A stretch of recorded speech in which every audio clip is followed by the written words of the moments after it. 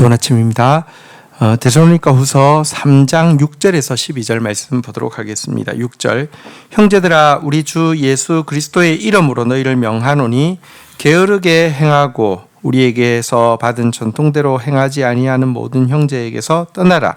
7절 어떻게 우리를 본받아야 할지를 너희가 스스로 아나니 우리가 너희 가운데 무질서하게 행하지 아니하며 8절 누구에게서든지 음식을 값없이 먹지 않고 오직 수고하고 애써 주야로 일함은 너희 아무에게도 폐를 끼치지 아니하려 함이니 9절 우리에게 권리가 없는 것이 아니요 오직 스스로 너희에게 본을 보여 우리를 본받게 하려 함이니라.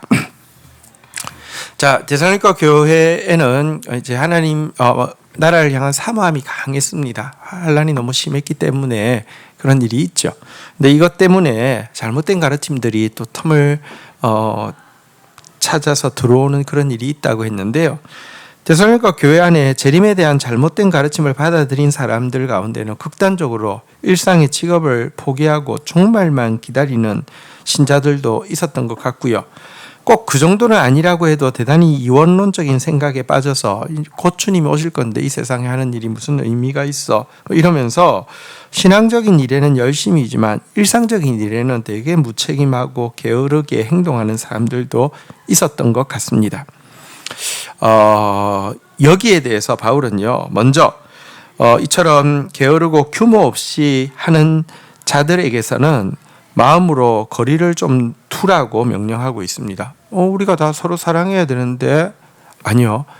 여러분 사랑의 방법이 인간적으로 친하다고 사랑이 아니고요. 어떤 때는요. 거리를 두는 것이 하나님 말씀 때문에 거리를 두라고 하면 거리를 두는 것이 사랑하는 것입니다. 또 성도들에게 왜 이와 같은 자들로부터 거리를 두라고 이야기하느냐고 하며 하는 일 없이 무의도식 하는 자는 시간이 남아 돌기 때문에 주로 하는 말이 두루 돌아다니면서 다른 사람의 일에 참견하거나 다른 사람의 말을 옮기게 되므로 말미암아 교회에 피해를 끼치게 되기 때문입니다. 그래서 그런 사람들과 가까이 하면요 그런 말을 듣게 되고 그런 일에 휘말리게 되기 때문에 스스로 마음의 거리를 일단 두라. 그것이 그들로 하여금도 내가 뭔가 잘못하고 있구나를 생각할 수 있고요. 또 공동체를 지킬 수 있는 비결이다라고 이야기하고 있습니다. 바울은 이 같은 자들에 대해서는요. 스스로 자기 양식을 해결할 수 있도록 조용하게 일하라고 훈계를 하고 있습니다. 신자의 이미지 중에 특별히 게으르고 도무지 일하지 않는 사람이랄지 일만 만드는 사람이랄지 하는 평판은 절대로 들어서는 안 됩니다. 그리스도인들은요, 정말 일상에 충실하면서도 하나님 나라를 바라보는 이 두 가지 시민권에 대해서 다 충성된 사람이 그리스도인입니다.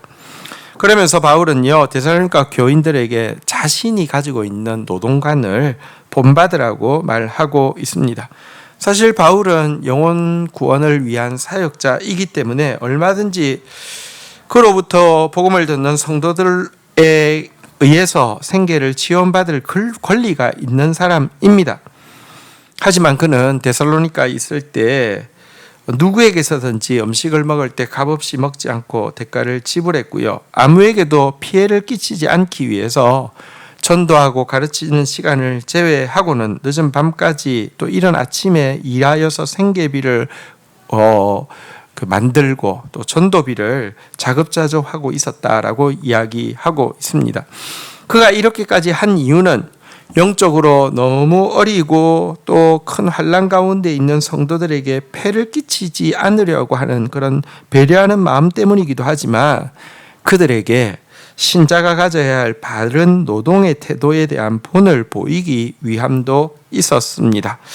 자, 우리 10절, 11절, 12절도 읽겠습니다. 우리가 너희와 함께 있을 때에 너희에게 명하기를 누구든지 일하기 싫어하거든 먹지도 말라 하였더니 11절 우리가 들은즉 너희 가운데 게으르게 행하며 도무지 일하지 아니하고 일만 만들기만 하는 자들이 있다 하니 12절 이런 자들에게 우리가 명하고 주 예수 그리스도 안에서 권하기를 조용히 일하여 자기 양식을 먹으라 하노라.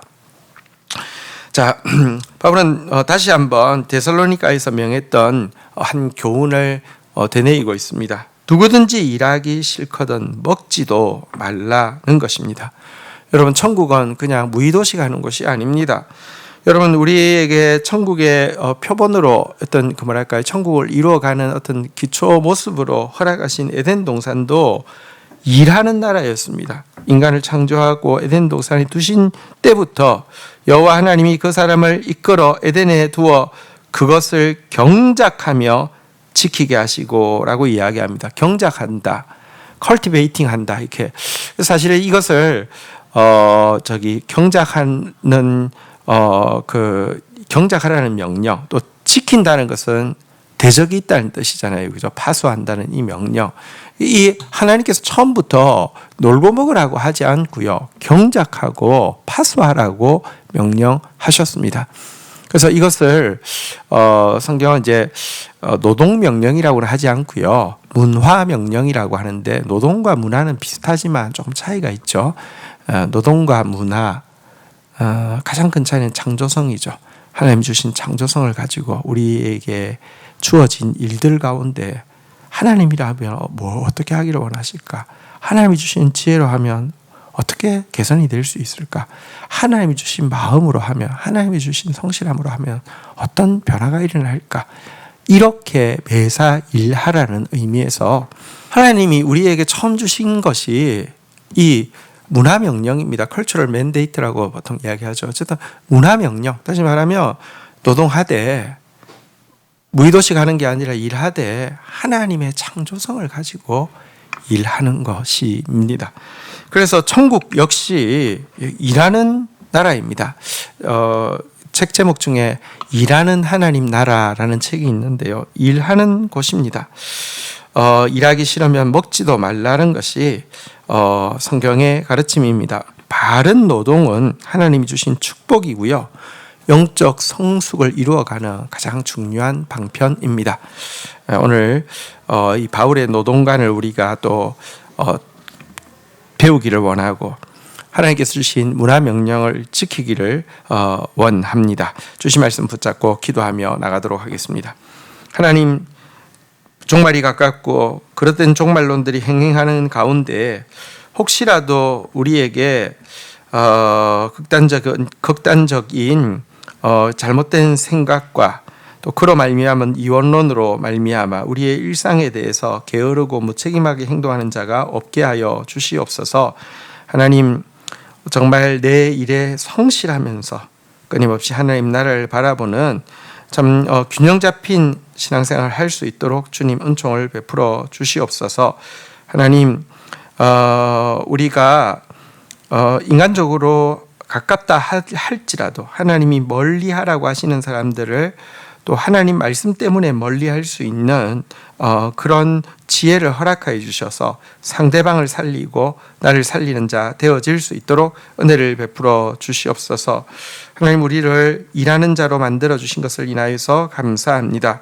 하나님 주신 노동이 하나님 주신 축복이고 영적 성숙의 아주 아름다운 방편이라는 사실을 잊지 않게 하여 주시고, 정말 하나님의 문화 명령을 따라서 하나님의 마음 가지고 하나님의 창조성 가지고 하나님의 능력 가지고 하나하나 잘 감당해 나아가는 자들 되게 인도하여 주옵소서. 예수 그리스도의 이름으로 기도 올립니다. 아멘.